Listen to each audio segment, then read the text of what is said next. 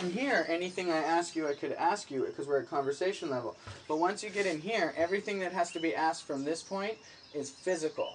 And so the conversation really means nothing. It's more like, can I get within you? I ask you from here, I want to get close. Once I get this close, I ask you like that. Yeah. And because it's, they're going to feel what you do. If you say, can I get close? They'll say no, but you're like, can I get a little closer? Just a little? They'll feel that, and so yeah. Even though people's body language is different in different countries and it's a little different everywhere, the language isn't the huge barrier. It's feeling out what they do for comfortable, calm body language between two. Well, there's got to be a lot of like incidental, almost separate from philosophy, but actual, like incidental things where some cultures are okay with strangers getting up close and checking out that space, and some aren't, and you kind of have to feel that out or get a reputation, but. Separate from that, it's almost like if you feel like you're communicating mostly on that level with your audience anyway. Like, what is it with your audience? We're talking about the body language and ordinary communication, but I mean, with your audience, if you can go to a foreign country and do that, then, I mean, partly that's having an act that is, it's not language, but that's also because you're talking body language. You didn't have to worry about that you're missing language. What percentage is it? 2% of your act is communicating with that spoken language. If you be comfortable with the one person, so you look out at there at a crowd, whether you pick a volunteer up and you already have a crowd or you just want to create a crowd, you pick one person and you relate with him that you can relate to, like a lot of us do. We know we're going to relate better with certain people. You pick one person that it's not a stretch for you to relate to. You relate to him and you do it nicely. And then you look out at the audience and be like, I'll do that with the rest of you or whoever else you're going to communicate with. Yeah. And people will immediately be comfortable. You walk into a room and nobody knows who they are. And they see you be nice to one person. They're like, oh, well, that's a nice guy.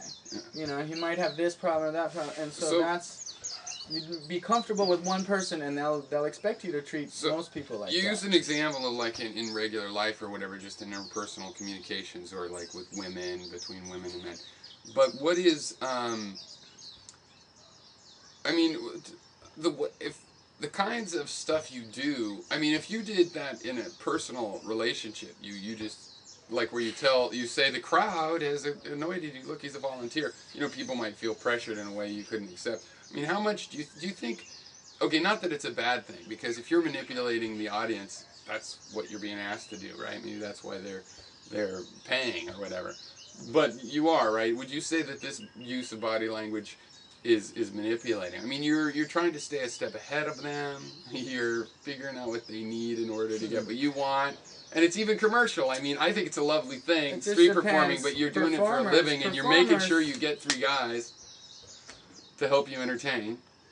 Manipulative is the wrong word. It's anything that you can do. There are anything that people don't understand that's a magic. If you use that magic only for your benefit, that's what they call black magic. Yeah. Doesn't mean that it's just to create evil things. It means you've found out how to understand one aspect of reality better than other people, whether it's relationships or whatever it is, and you use that for your own goal. That's black magic. Whatever, not voodoo or whatever it is, but just... manipulating them that's just one way of describing what you're doing, because it's not actually a negative spin on it. Manipulating them is where you tell them that you don't also know this. Most of us don't. I don't have any former background on studying body language. Yeah. Neither do you. Well, kind of, because we both have many years of watching other people. Our own is real hard to control, and when you... I totally lost track, but... That's the kind of thing you can cut out, but I usually don't. Yeah, where were we? Totally. But I was asking you how much in the regular world, regular life, what the role is, because this is where we get into my thing of I have a thing against, body language is important as everybody makes it. It could be so wrong. Somebody can have indigestion and you think he's aloof. I don't see it as manipulating, because you're not telling them that they don't know this. If you tell them they don't know this, most people know about as much about body language as somebody else. However, they don't realize they know it. They don't realize they know it. And I know this because that's part of what I do on the street. Yeah, I mimic the same body language as somebody else. And to the audience, that's not always funny, it's more scratchy. Well, see, we didn't because mention they that. realize that I they see you can have a see more the same avant-garde numbers. thing you've been And doing. so Let's most say of about the that. most of the we're what's different about right here is that we're talking about it and we're aware that we know a little bit about it. In day-to-day life, people forget they know when somebody walks down the street about their body language. We don't know why they're sad, but we do know they're sad. Right. Yeah. And we forget that. We pretend we don't. We block that out. And so...